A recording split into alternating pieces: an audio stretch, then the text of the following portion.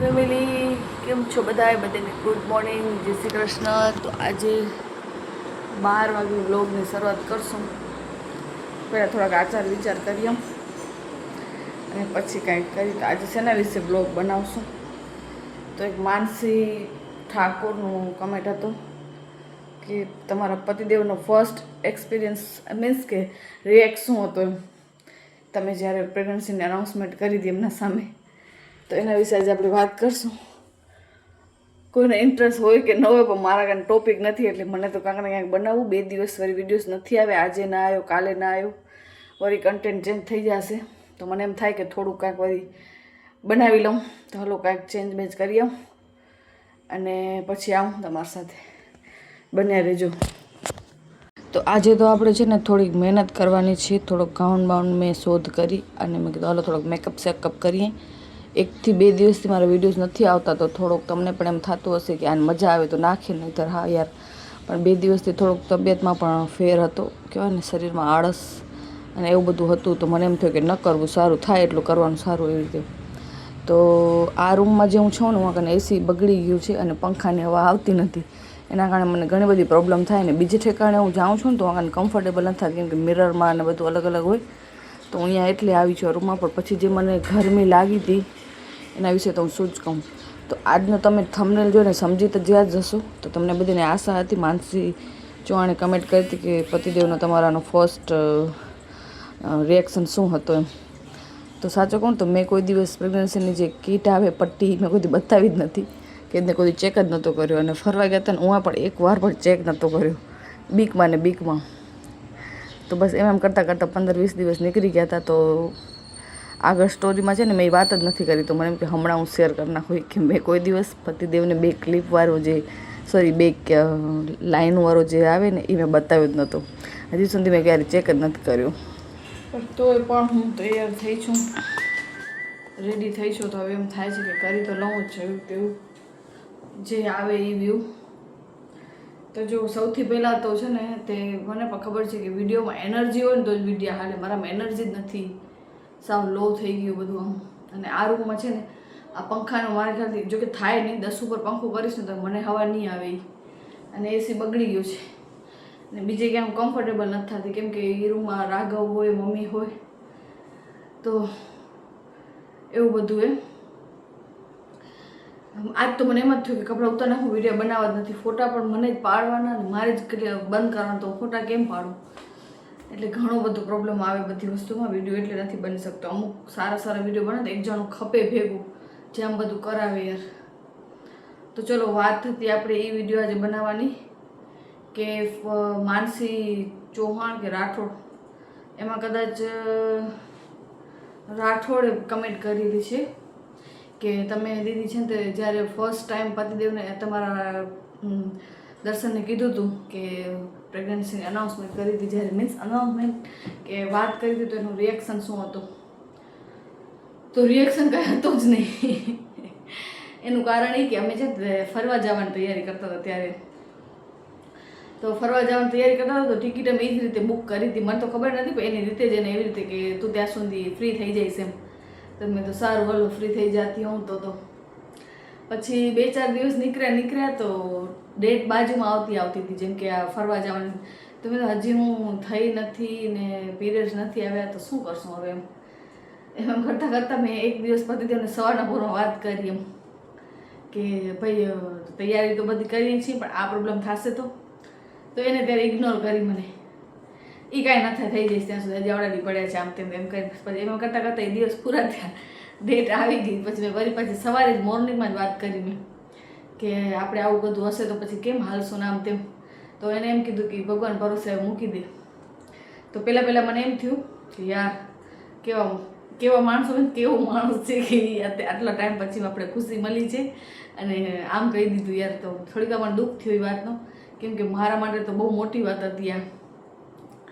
પછી મેં એમ વિચાર્યું સાચી વાત છે, જો ઘરે બેસી જઈશ ને બાય ચાન્સ જો બ્લીડિંગ કે પછી કાંઈ બીજું કાંઈ પ્રોબ્લેમ આવીને તો વળી એ દુખડા રોવા મારે એના કરતાં જે ભગવાન કરશે. કેમ કે દર ફેરમાં રહી જોઈએ, અઠવાડિયે 10 દિન હેર વોશ ન કરું, પછી કોઈ પણ જે નનકી ધ્યાન રાખવાની હોય બધી રાખું. અને પછી જ્યારે થઈ જાય ત્યારે બધું રૂંગો આવે ને એવું બધું. એના કરતાં ભાગી જાઉં, ફરવા ભાગી જાઉં, એન્જોય કરી પછી જે હશે જોયો જશે એમ કરીને અમે નીકળી ગયા હતા. પછી પણ તો થોડીક મનમાં ખબર તો હતી જ કે કાંઈક નવા જૂની તો છે જ હવે એમ. તો પછી અમે એમાં કરીને ગયા તો થોડીક ધ્યાન રાખતા હતા બધી વસ્તુની. પણ તોય ગયા હું અહીંયા એક તો ફર્સ્ટ ટાઈમ 5 વર્ષમાં ફર્સ્ટ ટાઈમ તો ફરવા ગઈ હતી હું એકને. મને જો એ જ વિચારવું પડતો હોય તો પછી મેં એમ દર્શને કીધું કે તમે મૂકો ને આપણે બધું એન્જોય કરી. તો અમે ટ્રેનમાં ગયા હતા આમ તો. પછી જ્યારે આગળ બધું નવું આવતું હોય થોડોક 2 વ્હીલરમાં જ્યારે અમે ફરે ને ત્યારે મેં હિંમત હારી મૂકી દીધી હતી. હવે બાયચાન્સ હશે ને તો ભગવાન સાથ નહીં આપે એ વસ્તુમાં. તો એવી રીતે એટલે ટૂંકમાં એક્સપિરિયન્સ કાંઈ હતું જ નહીં એનું એમ કે કેવું રીતે હશે ને શું હશે એનો રિએક્ટ જ નહોતો કાંઈ એમ. પછી લાસ્ટ ટાઈમ જ્યારે ખબર પડી છે કે એકદમ ફાઇનલી ખબર પડી છે નવમાંથી. અને એ પણ કહી દઉં કે અમે છે ને નવમાંથી પ્લેનમાં જ્યારે આવે ને ત્યારે અંદર ગુડ આમ કહેવાય ને ગલગલિયાને એ ટાઈપનો. તો મેં તો ખબર નહીં યાર હવે એક તો વોમિટિંગ જેવું થાય. વોમિટિંગ એક વાર નથી મને આખી પ્રેગ્નન્સીમાં ખોટો કેવું ખાલી એક ડકારો લઈને આવે ખટાશ ટાઈપને એ જ બહુ આવતી. બાકી વોમિટિંગ ને એવું બધું નથી થયું. તો પછી તેમને કાંઈ પણ વાત કરું તો એમ જ કહેશે તું એન્જોય કરને તું એન્જોય કરને. પછી હું પડી ગઈ ને તોય પણ એમ જ કહેતા લાડુ મળ્યો ને એટલે તમે યાર આ માણસ શું કહેવું મારે એ બધી વસ્તુમાં એવી રીતે. પછી અમે ઘરે આવ્યા. જેમ કે 9-10 દિવસની અમારી ટ્રીપ હતી. 10 દિવસે અમે ઘરે આવ્યા તો 1-2 દિવસ મેં વાટ જોઈ તોય પણ કેમ કે એકદમ આમ કહેવાય ને થકાન એકદમ આમ શરીરમાં એટલો થાકેલો કે વાત મૂકી દો આમ બહુ જ. અને હું પડી ગઈ હતી એનો પણ થોડોક થતો હતો. તો એ પછી અમે હોસ્પિટલ ગયા અને મેં એટલી તમને ખબર હતી કે છે કાંઈ કેમ. તો મેં પતિદેવને પછી કોલ કર્યો. હવે એના અંદર પણ ઘણા બધા સિક્રેટ છે હજી કેવી રીતે વાત થઈ. કેમ એ મને નથી શેર કરવું હવે. એ ખાલી મારા વચ્ચે અને દર્શન વચ્ચે જ વાત છે. કોઈને પણ એ ખબર નથી બધી વસ્તુ. અને મને શેર પણ નથી કરી. હવે ઘણું શેર કરી નાખ્યું મેં. તો મેં પતિદેવને કોલ કર્યો. મેં તો હા પ્રેગ્નન્સી તો છે. તો કે છે એ તો મને ખબર છે પણ કન્સીવ આગળ કન્ટિન્યુ થશે કે નહીં થાય એમ. તો પછી અમે હું ક્યાં હતી તો એ ભૂલી જાઉં યાર એવી હાલત એ મારી સાથે બસ. પછી મેં એમને કીધું કે તમે હા જો મેં એમને કીધું કે આ છે તો કે સારું બોલો. પછી અમે થોડોક ટાઈમ છે ને જેમ કે 3 થી 4 મહિના સુધી તમે છે ને જરાક રિએક્ટ ઓછો કરતા બધી વસ્તુમાં એમ. કેમ કે 2-3 વખત એવું બધું થઈ ગયું છે ને તો એમ જ થાય બીક પડ્યું જાતની કે કાંઈક આગળ થઈ જશે તો આમ તેમ. ભલે એવા શબ્દ એને બોલાય હવે તો બધું મસ્ત જ થશે પણ પોઝિટિવ રહેવાનું નેગેટિવ નહીં રહેવાનું બિલકુલ. તો મેં કીધું કે હું કોઈ પણ વાત કરતી ને એમ કે આમ કે તેમ તો એમાંથી વાત ન કરતા એમ થોડાક દૂર જતા એમ વધારે. તમે બધાને એમ થતું હશે ને કે બાજુમાં પણ ના અમે દૂર જતા વાત જ ન કરતા આ ટોપિક ઉપર પ્રેગ્નન્સી ઉપર. કે અમને એક જાતની બીક પડી અમારે બે વચ્ચે કે બધું બરાબર થઈ જશે ને. પછી ધીમે ધીમે જેમ સમય નીકળતો ગયો એમ એ પણ કમ્ફર્ટેબલ થતા આવ્યા. હું પણ કમ્ફર્ટેબલ થતી આવી અને ફાઇનલી અહીંયા પહોંચી. હવે તમે એમને કહેજો દીદી આટલી બધી હાલત કેમ ખરાબ થઈ ગઈ છે. એનું કારણ છે કે આ જે પહેર્યો છે જાડો છે.